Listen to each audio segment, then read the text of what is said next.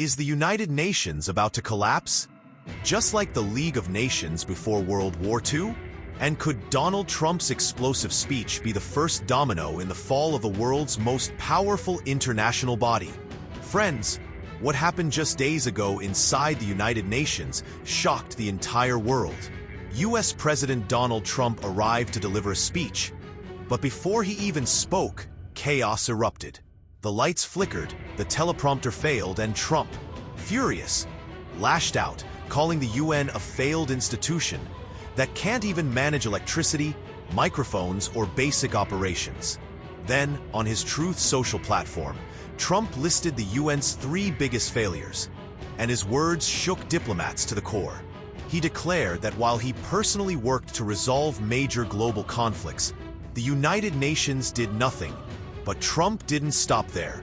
He accused the UN of being irrelevant and warned that without American support, billions of dollars in funding and manpower would vanish, leaving the organization to collapse, just like the League of Nations did in the 1940s.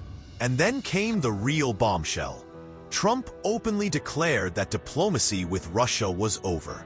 He vowed to supply Ukraine with as many weapons as needed to crush Vladimir Putin, his former friend, now branded a paper tiger. The Kremlin hit back immediately, warning that Russia is still a bear, a predator that will fight to the end. Their spokesperson said Trump's stance means America now wants a forever war. Within hours, Russian drones targeted Poland, violating NATO airspace, while secret operations were reported in Denmark. Analysts now believe Putin is preparing for a full-scale war, no longer calling it a special operation, but a direct confrontation with the West. And here's the chilling part.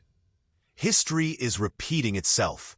Just as the League of Nations failed to prevent Japan's invasion of China and Mussolini's brutal attack on Ethiopia in the 1930s, today the UN looks powerless against Russian aggression.